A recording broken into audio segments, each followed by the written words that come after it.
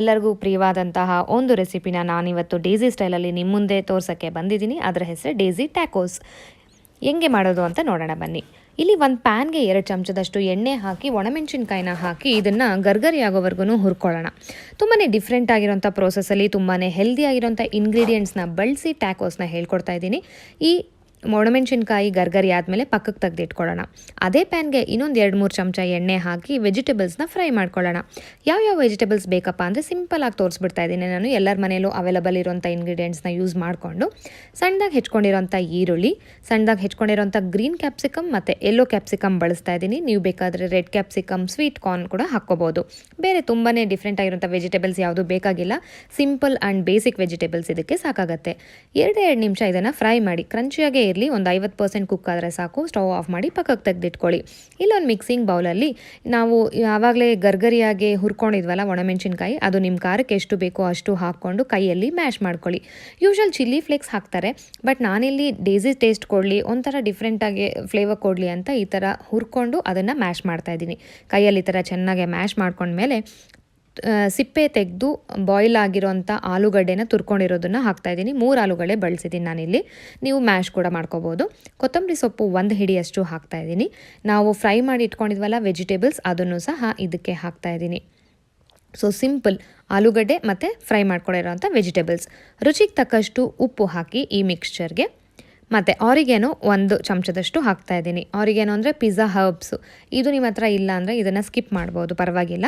ಈ ಎಲ್ಲ ಇಂಗ್ರೀಡಿಯೆಂಟ್ಸು ಹಾಕಿದ್ಮೇಲೆ ಚೆನ್ನಾಗಿ ಮಿಕ್ಸ್ ಮಾಡಿ. ನೀವು ಕೈಯಲ್ಲೇ ಮಿಕ್ಸ್ ಮಾಡೋದ್ರಿಂದ ಈ ಚಿಲ್ಲಿ ಫ್ಲೇಕ್ಸ್ ಎಲ್ಲನೂ ಮಿಕ್ಸ್ಚರ್ಗೆ ನೀಟಾಗಿ ಅಂಟ್ಕೊಂಡು ಎಲ್ಲ ಟೇಸ್ಟನ್ನು ಹೊಂದ್ಕೊಳ್ಳುತ್ತೆ. ನೀವು ಇದಕ್ಕೆ ಸ್ವೀಟ್ ಕಾರ್ನ್ ಹಾಕ್ಬೋದು ಅಂತ ಹೇಳಿದೆ. ಸೊ ಸ್ಟೀಮ್ ಮಾಡ್ಕೊಂಡಿರೋಂಥ ಸ್ವೀಟ್ ಕಾರ್ನ್ ಅಂದರೆ ಬೇಯಿಸ್ಕೊಂಡಿರೋಂಥ ಸ್ವೀಟ್ ಕಾರ್ನೇ ನೀವು ಆ್ಯಡ್ ಮಾಡಬೇಕು. ಏಕೆಂದರೆ ವೆಜಿಟೇಬಲ್ಸ್ ಎಲ್ಲ ಹಾಕಿದ್ಮೇಲೆ ನಮಗೆ ಮುಂದೆ ಪ್ರೊಸೆಸಲ್ಲಿ ಅವು ಬಾಯ್ಲ್ ಆಗೋ ಚಾನ್ಸಸ್ ಇರಲ್ಲ ಅಷ್ಟೇ. ನೋಡಿ, ಎಲ್ಲ ಮಿಕ್ಸ್ಚರು ರೆಡಿ ಆಗಿದೆ. ಈಗ ಇದನ್ನು ಪಕ್ಕಕ್ಕೆ ಇಟ್ಕೊಳ್ಳೋಣ. ಸಿಂಪಲ್ ಆಲೂಗಡ್ಡೆ ಪಲ್ಯ. ಈಗ ಇಲ್ಲಿ ನಾವು ಚಪಾತಿ ಹಿಟ್ಟಾದರೂ ಯೂಸ್ ಮಾಡ್ಕೋಬೋದು, ಮೈದಾ ಹಿಟ್ಟಾದರೂ ಯೂಸ್ ಮಾಡ್ಕೋಬೋದು. ನಾನಿಲ್ಲಿ ಅರ್ಧ ಮೈದಾ ಹಿಟ್ಟು ಮತ್ತು ಅರ್ಧ ಚಪಾತಿ ಹಿಟ್ಟು ಮಿಕ್ಸ್ ಮಾಡಿಕೊಂಡು ಆಲ್ರೆಡಿ ಹಿಟ್ಟಿಟ್ಕೊಂಡಿದ್ದೆ. ಚಿಕ್ಕ ಚಿಕ್ಕ ಉಂಡೆಗಳು ಮಾಡಿಕೊಂಡು ಡ್ರೈ ಅಕ್ಕಿ ಹಿಟ್ಟಿನ ಸಹಾಯದಿಂದ ಚಿಕ್ಕ ಪೂರಿ ಅಷ್ಟು ಸೈಜ್ಗೆ ನೀವು ಲಟ್ಟಿಸ್ಕೊಳ್ಳಿ. ಇಲ್ಲಿ ಡೇಸಿ ಟ್ಯಾಕೋಸ್ ಅಂತ ಹೇಳಿದೆ, ಸೊ ಅದಕ್ಕಾಗಿ ನಾನು ಗೋಧಿ ಹಿಟ್ಟು ಬಳಸಿ ನಾನು ಈ ಥರ ಪೂರಿ ಆಕಾರದಲ್ಲಿ ಮಾಡ್ತಾಯಿದ್ದೀನಿ ಟ್ಯಾಕೋಸ್ಗೆ. ಆ್ಯಂಡ್ ನಾವು ಓವೆನ್ ಇಲ್ಲದೇ ಟ್ಯಾಕೋಸ್ ಮಾಡ್ಕೊತಾ ಇದ್ದೀವಿ ಈ ರೆಸಿಪಿಯಲ್ಲಿ. ನೋಡಿ, ಪೂರಿ ಅಷ್ಟು ಸೈಜು ಲಟ್ಟಿಸ್ಕೊಂಡು ಆಗಿದೆ. ಇನ್ನೂ ಒಂದು ಲಟ್ಟಿಸ್ಕೊಂಡು ನಿಮಗೆ 2 ಟ್ಯಾಕೋಸ್ ಮಾಡೋದು ಹೇಗೆ ಅಂತ ತೋರಿಸ್ಕೊಡ್ತೀನಿ. ಸಾಯಂಕಾಲ ಹೊತ್ತು ಬ್ರೇಕ್ಫಾಸ್ಟಿಗೆ ತಿನ್ಬೋದು, ಡಿನ್ನರ್ ತಿನ್ಬೋದು, ಸ್ನ್ಯಾಕಾಗಿ ತಿನ್ಬೋದು. ಪ್ರತಿಯೊಂದಕ್ಕೂ ಸೂಟ್ ಆಗುತ್ತೆ ಇದು. ಬಿಸಿಯಾಗಿರೋಂಥ ಹೆಂಚು ಮೇಲೆ ಈ ನಾವು ರೋಲ್ ಮಾಡ್ಕೊಂಡಿರೋಂಥ ಚಪಾತಿ ಹಾಕಿಬಿಟ್ಟು 2 ಕಡೆ ಜಸ್ಟ್ ಈ ಥರ ವೈಟ್ ಬಬ್ಲಿಂಗ್ ಆಗೋವರೆಗೂ ಬೇಯಿಸ್ಕೊಂಡು ಪಕ್ಕಕ್ಕೆ ತೆಗೆದು ಇಟ್ಕೊಳ್ಳಿ. ನಮಗೆ ಚಪಾತಿ ಬೇಯೋ ಥರ ಬ್ರೌನಾಗಿ ಬೇಯೋದು ಬೇಡ. ಆ್ಯಂಡ್ ಯಾವುದು ಎಣ್ಣೆ ಬಳಸಿಲ್ಲ ಇಲ್ಲಿ. ಜಸ್ಟ್ ಸುಮ್ಮನೆ ಆ ಬಿಸಿಗೆ ಈ ವೈಟ್ ಬಬಲ್ಸ್ ಬಂದರೆ ಸಾಕು. ಸೊ 2 ಆಗಿದೆ. ಈಗ ಒಂದು ಚಾಪಿಂಗ್ ಬೋರ್ಡ್ ಮೇಲೆ ತೆಗೆದಿಟ್ಕೊಳ್ಳಿ. ಈಗ ನಾವು ಟ್ಯಾಕೋಸ್ ಪ್ರೊಸೀಜರ್ಗೆ ಹೋಗೋಣ. ಟೊಮೆಟೊ ಕೆಚಪ್ ಇರುತ್ತಲ್ಲ ಯೂಶಲ್ಲು, ಅದನ್ನು ಈ ಥರ ಸ್ವಲ್ಪ ಹಾಕಿ ಒಂದು ಸ್ಪೂನಿನ ಸಹಾಯದಿಂದ ಫುಲ್ ಟ್ಯಾಕೋಗೆ ಸ್ಪ್ರೆಡ್ ಮಾಡಿ. ತುರ್ಕೊಂಡಿರೋಂಥ ಚೀಸ್ನ ಹಾಫ್ ಟ್ಯಾಕೋಗೆ ಮಾತ್ರ ಸ್ಪ್ರೆಡ್ ಮಾಡಿ. ನಾನು ತೋರಿಸ್ತೀನಿ ವಿಡಿಯೋಲಿ ಯಾವ ರೀತಿ ಅಂತ ಈಸಿಯಾಗೆ. ನೀವು ಮೊಸರೆಲ್ಲ ಚೀಸ್ ಯೂಸ್ ಮಾಡ್ಬೋದು, ಆಮೇಲೆ ಬ್ಲಾಕ್ ಚೀಸ್ ಬರುತ್ತಲ್ಲ ಅದಾದರೂ ಯೂಸ್ ಮಾಡ್ಬೋದು. ನಿಮ್ಮ ಅನುಕೂಲಕ್ಕೆ ತಕ್ಕಂಗೆ ನಿಮ್ಮ ಟೇಸ್ಟ್ ಪ್ರಕಾರ ಯಾವುದಾದ್ರೂ ಇಟ್ಕೋಬೋದು. ಮತ್ತು ಅದ್ರ ಮೇಲೆ ನಾವು ಪ್ರಿಪೇರ್ ಮಾಡ್ಕೊಂಡಿದ್ವಲ್ಲ ಪಲ್ಯ, ಅದನ್ನು ಸಹ ಒಂದು ದಪ್ಪನಾದ ಲೇಯರಾಗೆ ಹಾಕಿ ಮತ್ತು ಅದ್ರ ಮೇಲೆ ಚೀಸ್ ಒಂದು ಲೇಯರ್ ಹಾಕಿಬಿಟ್ಟು ಅರ್ಧ ಟ್ಯಾಕೋ ನಾವು ಬಿಟ್ಟಿದ್ವಲ್ಲ ಅದನ್ನು ಎತ್ಕೊಂಡು ಬಂದು ಈ ಕಡೆಗೆ ಮಡ್ಚೋದು ಅಷ್ಟೇ. ತುಂಬಾ ಸಿಂಪಲ್.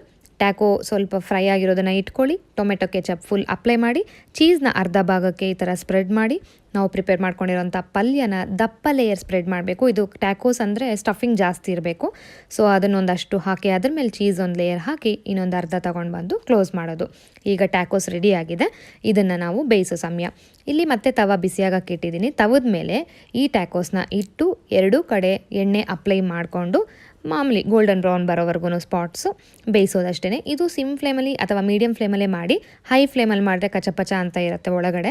ಸೊ ನಾನು ಸಿಮ್ ಫ್ಲೇಮ್ ಇಟ್ಕೊಂಡಿದ್ದೀನಿ. ಇದೊಂದು 2-3 ನಿಮಿಷ ತೊಗೊಂಡ್ರು ಚಿಂತೆ ಇಲ್ಲ. 2 ಕಡೆ ಈ ಥರ ಗೋಲ್ಡನ್ ಸ್ಪಾಟ್ಸ್ ಬಂದ ಮೇಲೆ ಈ ಕಡೆ ಕೆಳಗಡೆ ಮಿಡ್ಲ್ ಪೋರ್ಷನ್ ನಮಗೆ ಬೆಂದಿರಲ್ಲ. ಸೊ ಅದನ್ನು ಸಹ ಬೇಯೋ ರೀತಿ ನಾವು ಮಾಡಬೇಕು. ಅದನ್ನು ಹೇಗೆ ಅಂತ ತೋರಿಸ್ತೀನಿ.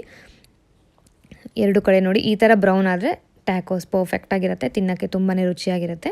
ಈಗ ಮಿಡ್ಲ್ ಪೋರ್ಷನ್ ಬೇಯಿಸೋಕ್ಕೆ ನೋಡಿ ಒಂದು ಬ್ಯಾಲೆನ್ಸ್ ಸ್ಟಿಕ್ ಇಟ್ಕೊಂಡು ಕೆಳಗಡೆ ಸ್ವಲ್ಪ ಎಣ್ಣೆ ಹಾಕಿ ಬೇಯಿಸೋದು.